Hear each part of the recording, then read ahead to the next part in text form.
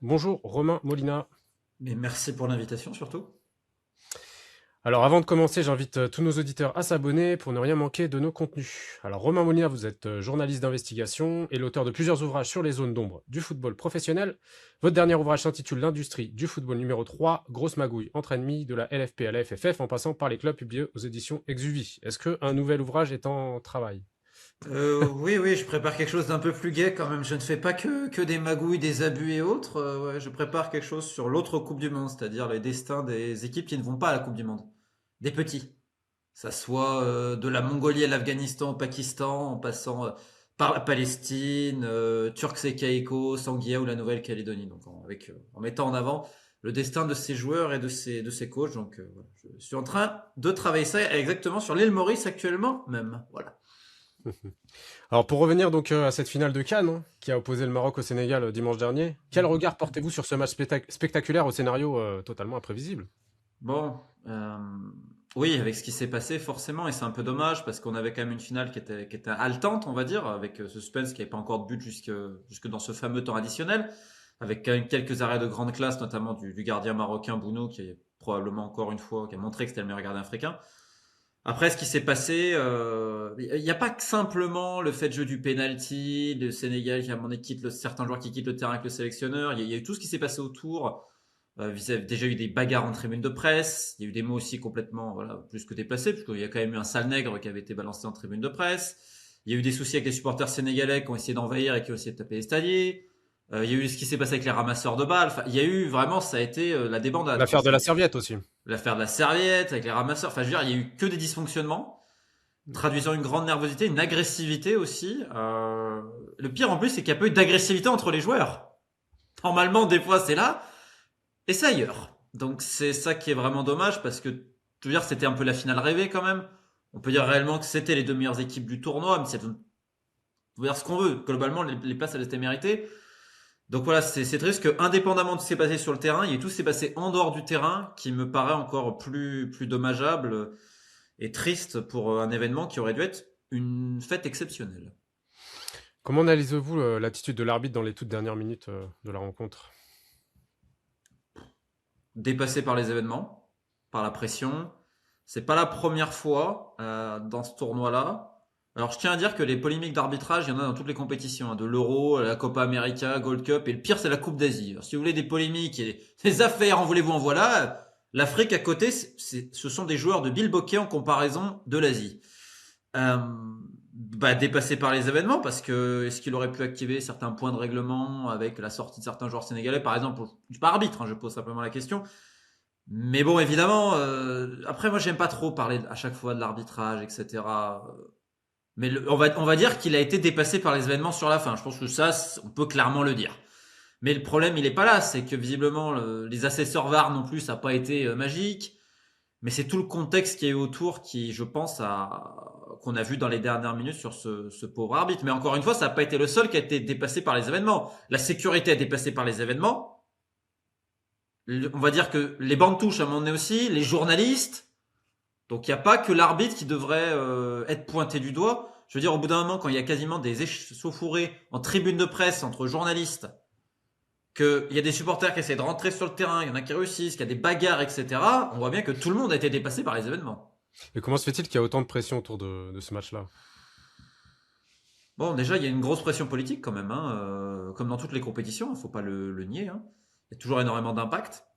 Maintenant, je pense que le problème qu'il y a, c'est qu'on est dans une société où les réseaux on matrixent un peu les gens et qu'on a aussi plusieurs acteurs qui essaient de contrôler les réseaux avec des récits, etc. Et l'autre souci qu'il y a eu, c'est que, et ça je le dis souvent, c'est que là je vais vraiment parler, pas pour le grand public, mais je vais parler de ce qui se passe dans le milieu du foot.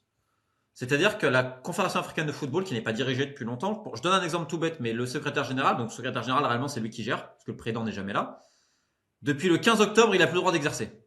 C'est-à-dire que depuis le 15 octobre, la CAF est gérée par quelqu'un qui n'a pas le droit. Parce qu'il a passé la limite d'âge et il avait déjà obtenu une dérogation qui avait été prolongée jusqu'au 15 octobre. Donc depuis le 15 octobre, tout ce qu'il a pu signer, je pense que réellement, si quelqu'un veut attaquer, bah ouais, c'est nul et non avenu normalement les contrats. Parce qu'il n'a pas le droit d'être là selon les statuts.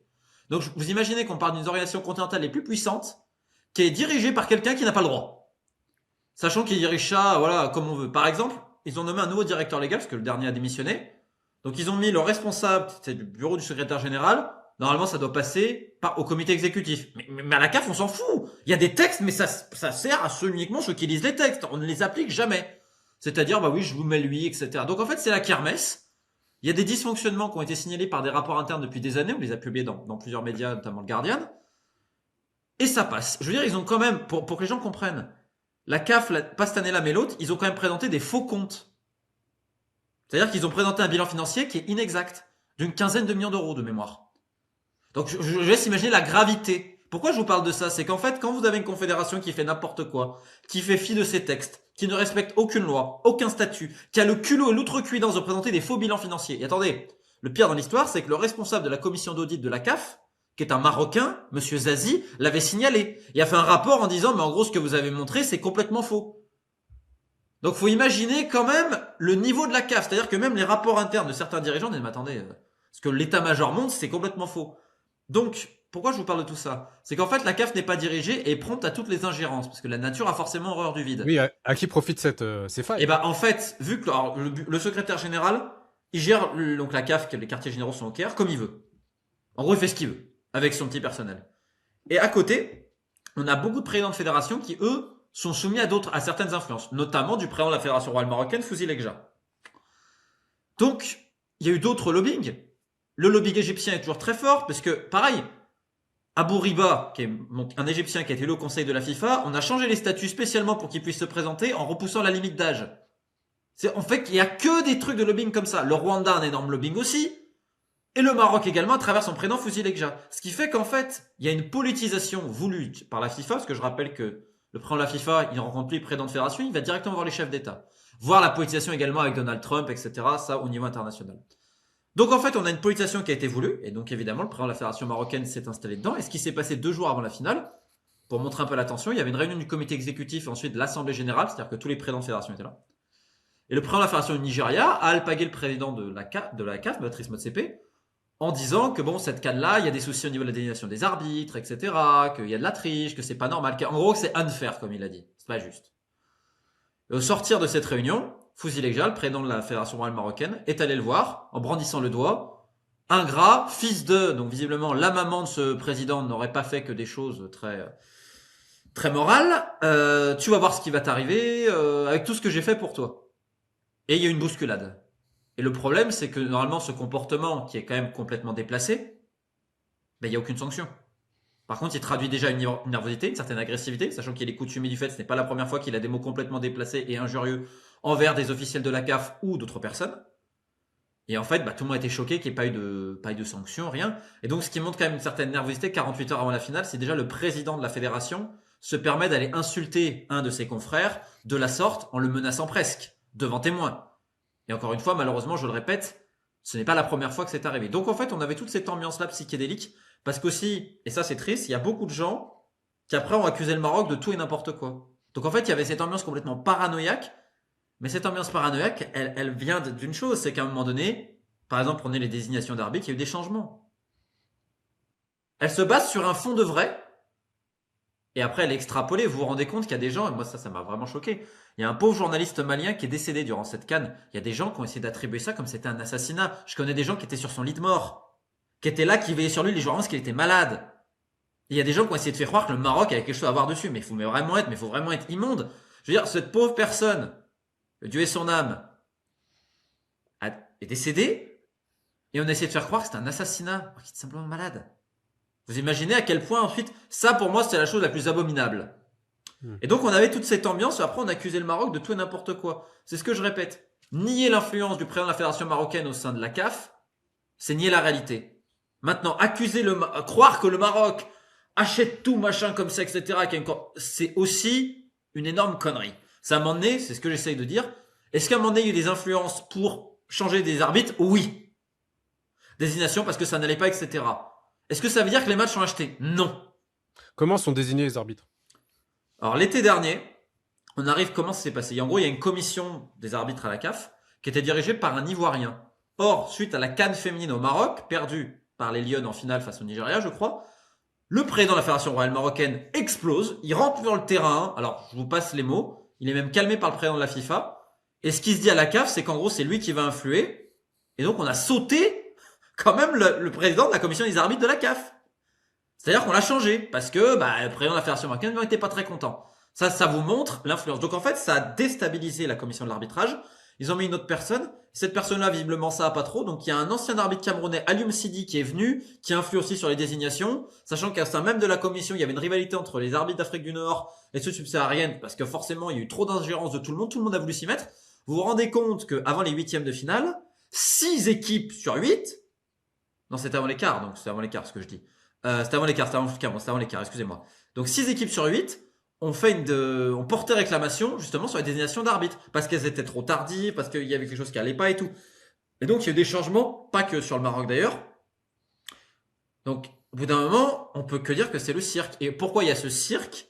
C'est parce que je reviens à ce que je dis de base, c'est que la CAF n'est pas dirigée. En une minute, comment se finance la CAF? Mal.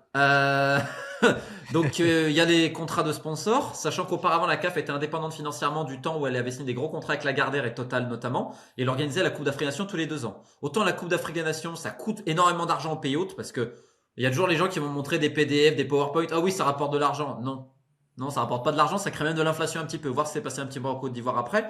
Alors après, la CAF va dire oui, mais regardez, on dote les pays de structures. Ok, oui, très bien, les routes, les hôpitaux, etc. Ça coûte beaucoup d'argent. Par contre, les revenus télé, etc., c'est la CAF qui les récupère. Donc la CAN, c'est très bon financièrement pour la CAF. Et ensuite, elle obtient d'autres subventions, mais c'est surtout sponsor, droit TV, organisation d'événements. Problème, c'est que financièrement, elle est exsangue depuis la rupture de son contrat avec Lagardère. Là, ça va un petit peu mieux, mais il y a toujours des doutes économiques sur l'état financier de la CAF, qui est un peu sous perfusion de la FIFA. Et la question, c'est comment va-t-elle faire en passant d'une CAN tous les 2 ans à 4 ans? En général, son budget à l'année, c'est combien à peu près? Alors là, je ne sais pas. D'accord, je comprends. Et le problème aussi, c'est qu'il n'y a aucune transparence, hein. Ouais, Ça, d'accord. c'est la FIFA. Pour dire, la FIFA est même plus transparente que la CAF à ce niveau-là. Là, ils ont dit que le dernier bilan était positif financièrement, mais je tiens à rappeler qu'il y a 2 ans, selon le responsable des audits de la CAF, le Marocain Mohamed Zazi, ils ont présenté un faux bilan financier. Si je peux résumer ce que vous disiez juste avant, il y a eu des influences de de tous les pays, toutes les organisations Tout le monde essaye. footballistiques Ouais. de chaque pays. Tout le monde essaye. Globalement, le Maroc a fait une bonne CAN, c'est ça. Et il n'a pas voulu influencer plus que les autres, c'est ça?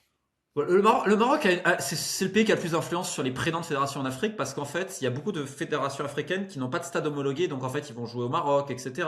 Il y a beaucoup de liens avec des équipementiers marocains, des coachs marocains, des partenariats entre le Maroc et d'autres.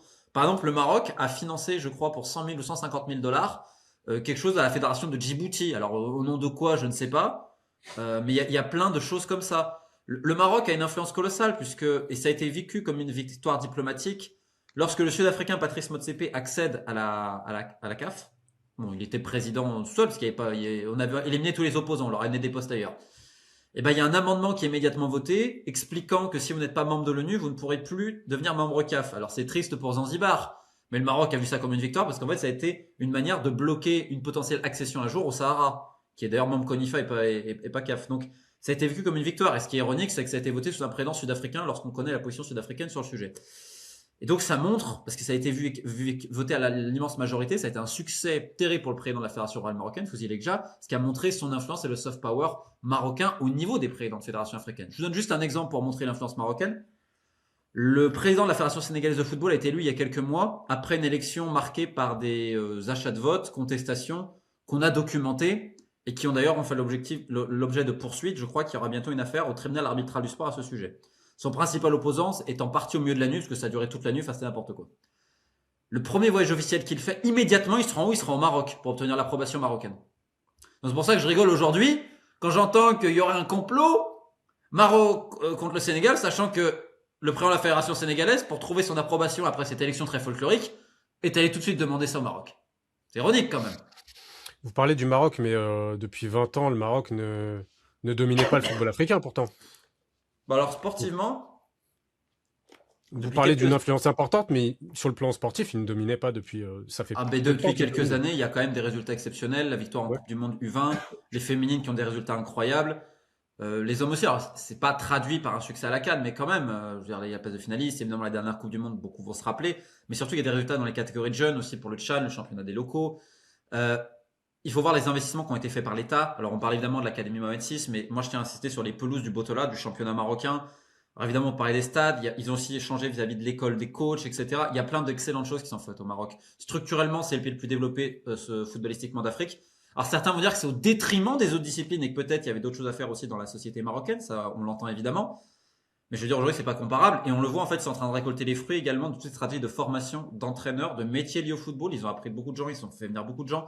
Ils ont fait plein de choses excellentes. Mais en fait, l'influence qu'ils ont, elle n'est pas simplement sportive, elle est surtout politique. Elle est surtout avec certains arrangements et partenariats à travers la figure de son président Fouzi Lekja. La question, c'est est-ce que cette influence, elle n'est pas justement un peu trop grande? Et le problème, c'est qu'il n'y a pas de contre-pouvoir aujourd'hui. Je vais vous donner un exemple tout bête. Mais il y a certains dirigeants africains qui postulent pour être au conseil de la FIFA. Bon, en gros, c'est un conseil, on décide certaines choses, mais c'est surtout pour prendre un gros chèque à la fin de l'année. Donc ceux qui ont été élus, c'est Abou Riba, l'Égyptien, parce qu'on a fait passer un amendement pour remonter la limite d'âge, Fouzi Lekja, donc le Marocain, le colonel Pelé du Niger, qui a un partenariat spécial avec le Maroc, Souleymane Ouaberi de Djibouti, dont je vous ai dit qu'il y a un partenariat spécial avec le Maroc, et Ahmed Yahya de la Fédération mauritanienne de football, qui est inféodé au Maroc. Les gens qui étaient un peu contre Fouzi Lekja n'ont pas été élus. Je vais pas vous en aller plus loin. C'est tout. C'est, en fait, quand on est factuel, c'est à ce niveau-là. Il est très influent vis-à-vis des présidents de fédération. C'est là où il a son influence. Et la question, c'est de savoir pourquoi il a cette influence. Et ça, pas toujours très très joli, on va dire. D'un point de vue sportif, est-ce que vous trouvez que cette CAN s'est globalement bien déroulée, que certaines erreurs d'arbitrage légères ont influencé à la marge? Ouais, Qu'est-ce que vous en oui. pensez globalement? Je pense que les gens devraient arrêter de toujours pleurer de l'arbitrage et avant tout de se concentrer sur le jeu. Je dis ça aussi à mes coéquipiers. Moi, je fais du basket. Quand je les entends toujours, on a pas à cause de l'arbitrage. Non, à un moment donné, voilà, bon, l'arbitre, bah voilà, il fait des erreurs aussi. Alors, est-ce qu'il y a eu des erreurs Ça manifestes à un fait moment partie du donné? foot aussi. Ça fait Ça partie fait du partie foot de aussi. tous les sports. Est-ce qu'à un moment donné, il y a eu quelques erreurs manifestes qui ont quand même été Oui, bien sûr. Mais ça arrive dans toutes les Dans le passé, il y en compétitions. avait beaucoup plus. Dans le Mais, passé, il y en avait beaucoup mais plus. Tunisie 2004 Tunisie 2004 avec Ben Ali en tribune et son gendre Slim Chibou. Ben, je veux dire, Tunisie 2004, c'était folklorique l'arbitrage quand même. D'ailleurs, ils n'ont pas gagné Les les Aiglons. terrains, l'arbitrage, c'était folklorique à l'époque, hein. C'était exceptionnel Tunisie 2004 là. Alors, je me rappelle aussi une en Égypte qui était assez folklore. Mais il y a toujours des erreurs, hein. Je répète, hein, la Coupe d'Asie, les gens, s'ils la suivent, ils trouveraient que la CAN, il n'y a pas de polémique. C'est pour dire à ce point-là. Donc, oui, il y a eu quelques erreurs. Bien sûr qu'il y en a eu. Je tiens à rappeler qu'il y a quelques années, il y a un arbitre, je crois que c'était pour Mali-Tunisie, il a sifflé le match 5 minutes avant, hein. C'était resté un peu dans les mémoires. Maintenant, les pelouses étaient parfaites, un stade parfait, logistique globalement très bonne. Bon, sauf, et là j'ai quand même eu du mal à comprendre qu'un pays qui est aussi bon sur le protocole sécuritaire, quand les Sénégalais sont arrivés à Rabat avant la finale, honnêtement, qu'il n'y ait pas eu de protocole à la gare, j'ai trouvé ça par contre, ça, bon, ça, par contre, c'était un petit couac. Globalement, c'est une CAN qui a été très bien organisée, sans surprise, j'ai envie de dire, qui a pas eu peut-être les retombées économiques que le Maroc espérait, mais globalement très bien organisée. Sportivement, ça n'a pas été la meilleure, ça n'a pas été non plus ridicule, parce que les équipes ne pouvaient pas se préparer parce qu'ils ont eu les joueurs au dernier moment, faut pas l'oublier. Les Donc, favoris ont été présents dans les phases d'élimination directe. Il y a eu les grosses équipes quand même. ouais, ouais, y a pas Algérie. eu de surprise. En fait, il y a pas eu cette petite excitation. Par exemple, avant, il y avait le Cap Vert, des équipes comme ça, mais surtout qui jouent au ballon. Là, il y a eu peut-être des Mm, équipes un peu conservatrices. mm. Par exemple, on peut être déçu du Burkina, d'équipes comme ça. Maintenant, honnêtement, bon, ça n'a pas été une mauvaise canne. Ben, loin de là, quoi. Il peut-être manqué un peu de folie, mais bon. Aujourd'hui, est-ce que vraiment l'euro c'est mieux? Putain, je veux dire, est-ce qu'il y a vraiment de la folie à l'euro? Ben, bon. Moi, je serais pas critique à ce niveau-là. Alors oui, il y a eu des erreurs d'arbitrage, il y a eu machin, oui, ok. À un moment donné, il y a des choses pas très nettes dans les désignations d'arbitre. D'accord, ok, d'accord, oui. Maintenant, de là à dire que tout a été nul, etc., non, non, ce sera une erreur. Pour revenir au match, est-ce qu'on a déjà vu un précédent dans le football de joueurs qui sortent du terrain comme ça pendant 10 minutes à la fin du match? Ouais, le Wydad Casablanca, ils sont pas sortis il y a pas longtemps du terrain face à l'Espérance de Tunis ou l'inverse, je crois. C'est déjà arrivé. Maintenant, que dire? Que dire? Au final, Brahim Diaz, il a qu'à mettre le penalty, hein. Parce que la manière dont il le tire, mais quelle arrogance de tirer comme ça. Mais quelle, Qu'est-ce qui s'est sachant que- passé? Qu'est-ce qui s'est passé dans sa tête à ce moment-là? Ah ben, j'en sais rien, mais je sais que ses coéquipiers lui en veulent, hein. Et terriblement, hein. Est-ce qu'on peut comprendre? J'imagine la réaction de la famille royale quand ils ont vu ça. Sachant tout ce qu'ils ont fait pour Brahim Diaz. Parce que Brahim Diaz, à la base, il devait pas jouer pour le Maroc, hein. Donc quand on sait les conditions qu'il a obtenues, faire ça, j'imagine qu'il y a des gens qui doivent être sacrément dégoûtés. Maintenant, c'est du jamais vu. En fait, à ce moment-là d'une finale, avec tout ce qui s'est passé, Donc on va pas refaire le storytelling.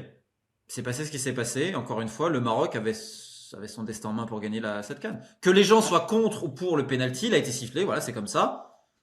Mais la manière dont il l'a tiré, moi je suis son coéquipier, dis donc. Il aurait pu le tirer en force, le rater, et là il l'a carrément... Non mais on peut tous rater. Mais là c'est pas le rater. Je veux dire, ça a été Il grotesque. s'est décomposé psychologiquement, j'ai l'impression. Non mais qui tente une panenka déjà, bon je sais même pas s'il en a tenté une dans sa vie déjà.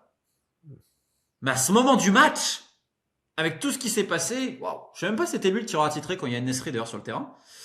Mais bon voilà, et puis après en prolongation, c'est peut-être une faute aussi du coach de le mettre un jeune joueur comme ça pour tirer. Après, Real Madrid et tout, il en avait déjà tiré, etc. C'est entre les joueurs. C'est pas un joueur majeur du Real. Oui, mais pour le Maroc, oui. Même s'il est quand même invisible sur la finale parce qu'il a plus de jambes depuis les demi, parce que il a été peut-être trop utilisé au premier tour. Mais à la base, quand même, quand le Maroc fait venir Brahim Diaz, parce qu'à la base, je répète, hein, il ne veut pas jouer pour le Maroc à la base, hein, c'est pas un choix du cœur. Hein, faut arrêter maintenant de prendre les gens pour des imbéciles. Il y a des conditions comme pour d'autres joueurs. Il vient comme la star. Et regardez tous les gens, ah oui, Brahim Diaz depuis le début de la couture, ah oui, il a fait un très bon premier tour. Après, peut-être qu'il était un peu essoufflé physiquement. Parce que je pense réellement que le meilleur joueur de cette CAN côté marocain, c'est le gardien Bounou et le milieu de terrain Laïnaoui. C'est pas Brahim Diaz, même s'il a mis des buts. Attention, c'est très bien. Mais sur les matchs demi-finale et surtout finale, il est quand même absent. Quel avenir pour lui? J'ai une connaissance qui m'a dit si ça avait été dans le passé, on l'aurait envoyé quelque part. Je pense que ça va, on est en 2026. Non, mais plus sérieusement, j'ai aucune idée. Parce que là, mentalement, pour lui, ça doit être dur aussi. Mais à bout d'un moment, tu peux pas faire. Il peut le tirer normalement, le penalty. Surtout qu'il le tire professionnel, vous pensez? En tout cas, ses coéquipiers le pensent. Moi, je suis personne pour penser ça. Bon, on s'en fout, mais ses coéquipiers le pensent. Ouais. Ses coéquipiers pensent qu'il a voulu faire le héros et que ça reste. Enfin, en gros, que c'est un délire d'ego. En tout cas, certains de ses coéquipiers pensent ça. Un joueur en face qui a marqué les esprits, c'est Sadio Mané, capitaine de l'équipe sénégalaise. Il a ramené ses coéquipiers sur le terrain en disant qu'ils allaient jouer jusqu'au bout comme des hommes. Comment interprétez-vous ce moment d'émotion? De toute façon, c'est un moment irrationnel tout ce qui se passe.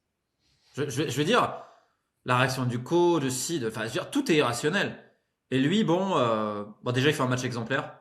Pour le coup, lui, il répond vraiment à son statut. Il fait une très grosse canne. Bravo à lui, parce que dans l'effort, tout, rien à dire dans l'abnégation.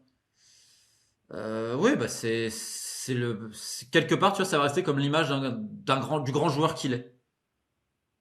Et je dirais que au final, ça lui ressemble bien parce que c'est assez humble. Il finit sa carrière là-dessus, en Cannes. C'est exceptionnel. Voilà, c'est exceptionnel. Et c'est évidemment une bonne image. C'est très important parce que je suis désolé qu'on aime ou pas la décision. Alors, je peux comprendre ce que fait Papio. Peut-être qu'il veut faire l'électrochoc, j'en sais rien. Mais que les joueurs reviennent, bon, au bout d'un moment, tu vois, la limite, elle est compliquée parce que si on fait ça tout le temps. Alors après, je peux comprendre le contexte et tout, mais bon.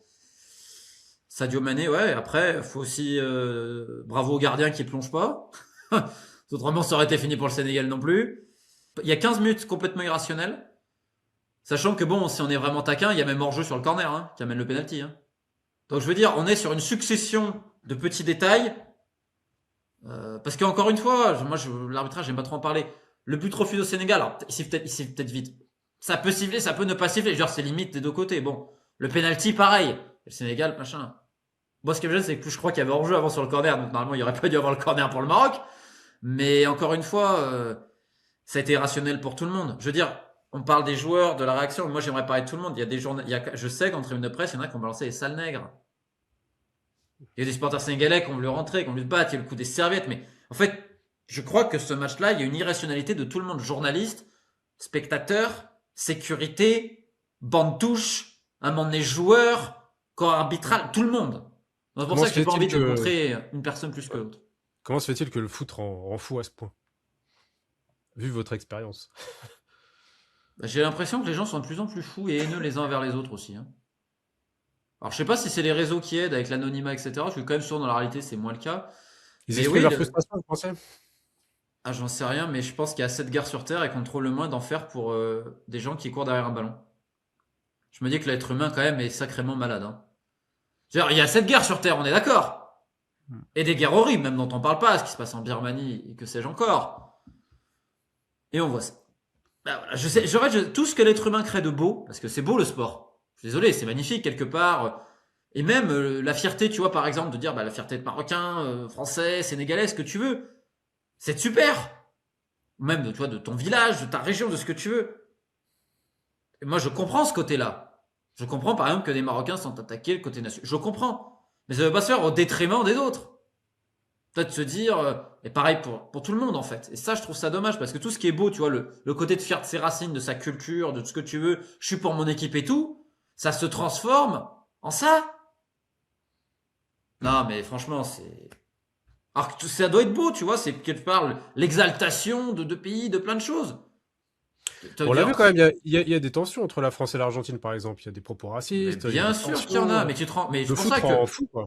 Mais partout, on peut parler en Asie aussi, on peut parler en Amérique latine, en Europe, mais bien sûr en Europe. Mais je te dis, ça rend, je sais pas. Alors après, est-ce que c'est pas le football, c'est tout ce que c'est généré, toute l'attente. Tu vois, c'est pas le sport en lui-même, c'est tout ce qui est autour, c'est toute l'industrie, toute la médiatisation, tout l'histoire des. Mais je trouve ça d'un ridicule. Je veux dire, on a des gens qui meurent tous les jours de guerres horribles, de choses horribles, et nous on se fait des guerres de pacotille pour des histoires de football. Non mais ça, on en vient à balancer du. Enfin, tu imagines d'arriver à balancer des paroles xénophobes ou racistes liées à un match de football. Ce qui veut peut-être en dire beaucoup aussi sur la nature humaine de certaines personnes. Mais c'est triste. Regarde, tiens, prends le même exemple. Regarde en France, des fois, pour des affaires encore sportives, notamment de football, on voit certaines affaires qu'il y a eu, et le racisme décomplexé de certains, si ça va concerner par exemple la couleur des joueurs de l'équipe de France, pour certains, la religion, etc. et tout. Hein. Donc t'as l'impression que on se sert du football comme un défouloir, des fois politique aussi. Et c'est pour ça que là, oui, c'est passé sur Maroc-Sénégal. Mais encore une fois, je le redis, hein. Le problème, il n'est pas qu'en Afrique. Hein. Arrêtez de croire ça. Hein.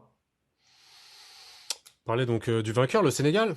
Quels sont les principaux facteurs qui expliquent ce succès? Depuis 4 CAN, ils sont en finale dans 3 CAN. Hein. Ouais, bah c'est une régularité au plus haut niveau africain. C'est une équipe qui est habituée aussi à jouer des grosses équipes, contrairement au Maroc. Je pense que le Maroc a pêché là-dessus. C'est qu'ils ont pris toujours des groupes de qualification très faciles. Et je pense que ça fait un moment qu'ils n'avaient pas rencontré des vraies oppositions en cette CAN. Et je pense que ça leur a clairement manqué pour le coup. Donc pas de chance pour les tirages. Le Sénégal, ils sont allés chercher leur qualif Coupe du Monde au Stade des Martyrs à Kinshasa. Ils perdaient 2-0 au bout de 30 minutes. Ils sont égalés 3-2. Ça, c'est dans l'adversité. C'est une équipe qui a jamais paniqué, qui dégage une force tranquille. Toujours. Sur le continent, ils savent faire. Ils ont l'expérience. Ils ont aussi ajouté des jeunes. Il y a un vécu collectif, il y a un socle, et puis il y a la qualité des joueurs. Hein. Complémentarité. Je veux dire, ils sont capables de mettre des Pape Matessar qui est titulaire à Tottenham sur le banc. Lamine Camara, il n'a pas été titulaire toute la CAN, il est quand même titulaire à Monaco. Ismail Assar, qui est excellent en première ligue avec Crystal Palace, il est joker. Qui a ça en Afrique? Personne.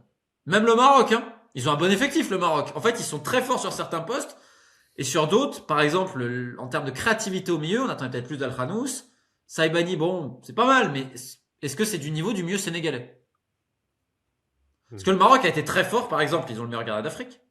El Ainaoui était très fort. Regarde, défensivement, ils ont été globalement très bons sur. Après le match à sommet, ils ont globalement été très bons. Mais dans les 30 derniers mètres, alors oui, ils ont Hakimi, mais Hakimi n'était peut-être pas à 100%. Et ça leur a clairement manqué. Mais sur les 30 derniers mètres, on a vu quand même qu'ils étaient limités. Parce que le Maroc, c'est 0 but face au Nigeria, c'est 0 but face au Sénégal en 240 minutes. C'est 2 buts sur phase arrêtée face au Cameroun, je crois, si je dis pas de bêtises. Et face à la Tanzanie, ça n'a pas été non plus magique. Par contre, défensivement, ils ont quasiment rien concédé. Donc, ils méritaient leur place en finale, mais offensivement, comparé au Sénégal, il y a quand même une petite différence. Donc, je dirais victoire de la maturité côté sénégalais dans le socle collectif depuis des années. Et pour le Maroc, on parlait donc de cette progression depuis plusieurs années. Bien sûr. Vous parlez de... Est-ce que vous pouvez détailler comment cette progression s'est faite pour que les gens comprennent? Alors déjà, il y a eu... Déjà, il faut bien comprendre une chose, c'est que le Maroc, il y a 20-25 ans et d'aujourd'hui, footballistiquement, il n'a plus rien à voir. Mais rien à voir. Alors, il y a toujours eu, à un moment donné, ils ont récupéré quelques binationaux, des fois de la diaspora aux Pays-Bas, en France, etc. Ça a toujours été compliqué niveau langue, niveau ego. Ça a toujours été compliqué. Et ils avaient quelques failles à certains postes. Ils avaient des bons joueurs hein, déjà. On peut penser au Hadji, Chamak, auparavant Naibet. Bon bref, on pourrait remonter. Mais ils avaient du mal à être réguliers. C'est-à-dire qu'ils étaient capables de bien se qualifier. Après il y a eu une période de vache maigre et tout. Donc il y a eu plusieurs choses. La chose la plus importante, c'était la création de l'Académie Mohamed VI. C'est-à-dire qu'ils ont fait un véritable pôle d'élite dans le football marocain et qu'ils ont eu l'intelligence de changer la formation des coachs au Maroc sur certains points et de ramener aussi des techniciens étrangers de qualité pour former également des coachs marocains. Plus il y a eu des coachs marocains très importants, on pense à Nasser Largué et tant d'autres. Ce qui fait qu'aujourd'hui, on a beaucoup de coachs marocains qui performent en dehors également du Maroc. Ça, c'est important et c'est à noter.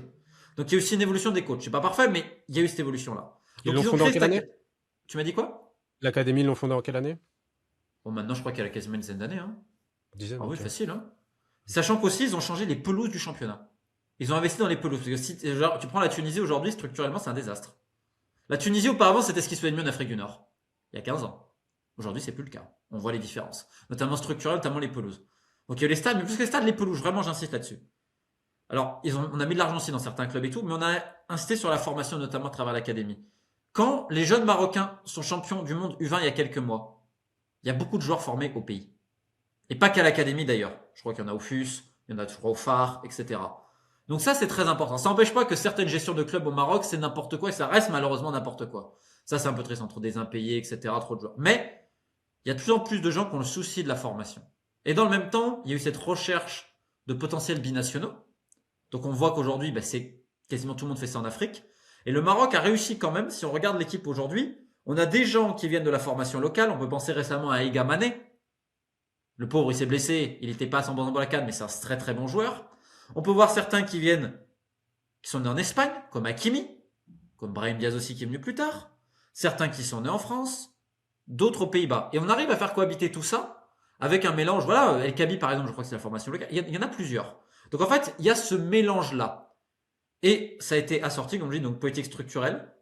Et également, on va dire ça au niveau de la fédération, il y a eu des lignes fortes. Alors au début, il y avait des problèmes parce qu'ils avaient un directeur, je crois, technique gallois. Il y a plusieurs directeurs techniques, il y avait des doublons dans les postes, c'était compliqué. Mais on a dressé une ligne claire et regardé les résultats. Et moi, plus que les hommes, je vais insister sur les femmes parce qu'il y a 10 ans, les femmes au Maroc, elles n'existaient pas en termes sportifs. Quand je dis en termes sportifs, elles n'existaient pas. Elles n'étaient pas considérées comme très très fortes. Aujourd'hui, regardez où en sont les Marocaines. Donc on voit bien que ça concerne à la fois les filles, l'équipe A et les jeunes. Que dire? C'est l'aboutissement d'une politique qui est, pour le coup, réussie. Elle n'est pas parfaite, parce que rien n'est parfait. Mais globalement, il y a une logique derrière tout ça. Il y a une logique. Quels bénéfices économiques, politiques et sociaux le pays a-t-il tiré de cette CAN? Va-t-il tirer? Bon, économique, j'en vois aucun, parce que toutes les compétitions internationales, c'est à perte. Les Jeux Olympiques, ça n'a jamais été rentable pour le pays, par exemple. Euh, en fait, c'est le coût des stades qui est cher. Sachant qu'il y en a un autre qui va être de 115 000 places, je crois, pour la Coupe du Monde 2030. Maintenant, ce qui est important, c'est que donc il y a évidemment l'amélioration sur la ville de Rabat. On a raménagé certains sites historiques, etc. Et tout. On essaie de transformer un peu Rabat pour que aussi ça devienne un lieu de villégiature, pas qu'il y ait que Marrakech, etc. Et tout. Sachant que le Maroc a tellement d'endroits. Il y a évidemment l'agrandissement voulu pour 2030 de la ligne du train à grande vitesse. Il y a aussi la construction de plusieurs hôpitaux, parce qu'on rappelle quand il y a eu quelques mois c'est terrible. Je crois que c'était à Agadir, malheureusement, ces femmes sont décédées dans des circonstances terribles. Et qu'il est vrai qu'on peut comprendre que plusieurs manifestations liées aux dépenses excessives potentiellement de la construction de stades au détriment d'autres secteurs. J'allais vous demander ça, comment réagit la population? Ah c'est pour moi qui peux le dire, mais en fait j'ai juste à dire ça. Quand on voit ce qui s'est passé à Agadir et quand on voit les sommes mises sur les stades, on peut comprendre que certains ne comprennent pas certaines priorités. C'est logique, mais en fait, ce qu'il faut comprendre dans l'organisation de ces événements sportifs-là, alors ça coûte très cher pour l'État, mais si ça s'accompagne d'une politique de développement à côté structurel, ça peut être intéressant parce que il y a quand même une volonté, notamment sur le secteur hospitalier, parce que ça c'est clé, c'est vraiment important. Il y a le raménagement des descentes, notamment de Rabat, parce que Rabat a été vu comme la capitale de cette CAN, il ne faut pas l'oublier. Ça a été très important, sachant que là, il y aura des prochains aménagements liés sportifs, notamment à Casablanca ces prochaines années, en amont de 2030. Donc ça a été bien calculé aussi. Donc il y a l'amélioration des transports, au niveau des santé, au niveau architectural, un peu au niveau historique, pour le patrimoine touristique. Bon, c'est très bien. Par contre, économiquement, ça ne résoudra pas les problèmes du Maroc, qui sont quand même une grande disparité entre les milieux ruraux et urbains. L'inflation, notamment pour se loger, avec de plus en plus de gens qui doivent aller se mettre dans les périphéries, etc. Et surtout le chômage qui concerne les jeunes, notamment les jeunes diplômés. Malheureusement, maintenant, quand on prend le Maroc il y a 20-25 ans aujourd'hui, il y a quand même une évolution positive. On peut pas le nier, tu vois. Alors oui, c'est pas parfait, bien sûr. Mais il y a quand même une évolution positive si on prend sur la longue période. Et surtout, faut pas oublier le nombre de businessmen marocains qui aujourd'hui pullulent à travers l'Afrique, etc. et tout ça. Ça, faut pas le nommer. Mais c'est vrai que pour sa jeunesse, organiser la CAN, ça va rien changer. Est-ce que le Maroc est prêt pour 2030? Bon, oui, évidemment. Le Maroc, aujourd'hui, est dans le top niveau de ce qui se fait en termes structurels. Capacité d'accueil et tout. Moi, la seule chose que je dis souvent à propos du Maroc, c'est que ça m'a l'air d'être un pays magnifique pour ceux qui le visitent, mais pour ceux qui y vivent, ça m'a l'air d'être de plus en plus cher et compliqué.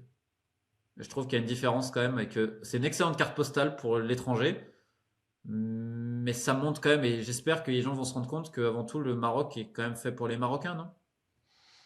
On en parlait un petit peu des tensions là, entre nations au fil de cet entretien. Ouais. Pourtant, au début, il y avait plutôt une ambiance fraternelle. Au fil des enjeux, donc ça s'est amplifié, les tensions installées. Est-ce que ça révèle des tensions profondes entre nations? Est-ce que vous pouvez développer? De toute façon, c'est un secret de polichinelle, les tensions, cette guerre froide algéro-marocaine, qui se voit aussi donc dans les coulisses footballistiques. C'est-à-dire que par exemple, il y a des élections, notamment au comité exécutif pour en Afrique du Nord. Bah, à un moment donné, on a bloqué, on a tout fait pour bloquer le candidat algérien. On a aidé le favoriser plutôt, on a essayé d'influencer pour que les votes aillent côté du candidat libyen à l'époque. Donc, il y a eu tout ça. À un moment donné, on a essayé de se rapprocher un petit peu. C'est compliqué. Et d'ailleurs, tous ceux qui sont un peu rapprochés de l'Algérie, la diplomatie marocaine a voulu leur faire payer en termes footballistiques. Notamment le président, l'ancien président de la Fédération sénégalaise de football, avait été accusé de se rapprocher des Algériens, alors qu'en réalité, c'était se cacher, parce que le président de la Fédération marocaine, il a un patriotisme exacerbé qui monte, mais en réalité, il a surtout beaucoup d'intérêts personnels. Et le jour où les gens vont se rendre compte que derrière le patriotisme, il y a surtout les intérêts personnels, je ne suis pas persuadé que les gens très haut placés au Maroc vont être très contents. Parce qu'en fait, lui, son but, c'était de récupérer la première vice-présidence de la CAF. Hein. C'est tout. Hein. Au cas où, si le président n'est plus là, ce sera lui. Hein. Donc on a utilisé l'argument algérien. Et donc en fait, on utilise des fois cette politisation pour des intérêts personnels. Ça me gêne aussi. Maintenant, oui, on peut parler aussi du Rwanda et de la RDC et de l'Ouganda. Je veux dire, ça dépasse le Maroc et l'Algérie. Mais oui, il y a des tensions de partout. Et en fait, ça se répercute footballistiquement, bien évidemment. C'est-à-dire, dans les coulisses, on essaie toujours d'avoir de l'influence. Et si on dépasse le secteur africain, je pose simplement une question. Euh, Moi, je l'avais fait une vidéo spéciale, j'avais écrit des articles dessus en disant la FIFA ne sanctionnera jamais Israël. Parce que la FIFA suit la ligne Trump. Et que Gianni Infantino, lorsqu'il a été nommé, en Israël, on s'était félicité de tout ça parce que lui-même, se voulant en opposition à son prédécesseur Sepp Blatter, parce que c'était très manichéen, et pour lui, Blatter, c'est sous lui que la Fédération de Palestine a eu son statut de membre FIFA. Donc moi, je le mets de l'autre côté. Ça veut pas dire qu'il est contre non plus, mais en fait, il y a une vision très manichéenne des fois. Et moi, j'ai dit à tout le monde, mais il suit la ligne Trump. Il est fasciné par Donald Trump. Je veux dire, je rappelle qu'Infantino était là lors des accords qui ont été signés en Égypte. Au nom de quoi le président de la FIFA il est là? Au nom de quoi? Au nom de quoi le président de la FIFA est remercié par le président de la Fédération d'Israël pour les accords d'Abraham? Quel rôle il a tenu? Qu'est-ce qu'on va me dire que le foot fait là-dedans? Ben, vous voyez? Donc, évidemment, on peut prendre sur le secteur africain, mais moi, je vous parle au niveau mondial. Lorsque la France obtient un bureau régional à Paris et que ce bureau régional est corrélé à l'Agence française du développement pour influer sur la politique française en Afrique, et donc un bureau de la FIFA va faire cela, on parle de quoi? On parle de grande politisation. Donc, ce qu'on voit à la CAF, on le voit dans le monde entier. Merci Romain Molina pour ces éclairages. Mais Je à vous, rappelle c'est donc, gay, hein? mhm. Je rappelle donc votre dernier ouvrage intitulé donc L'industrie du football numéro 3, grosse magouille entre ennemis de la LFP à la FFF en passant par les clubs, publié aux éditions Exuvie. Je remercie aussi donc nos auditeurs pour leur écoute. Vous pouvez donc n'hésitez pas à partager cette émission, à vous abonner, activer la cloche de notification. Vous pouvez aussi nous soutenir financièrement, donc tout est indiqué en description. Je vous dis à tous à très bientôt sur Mizan TV. Keep the faith.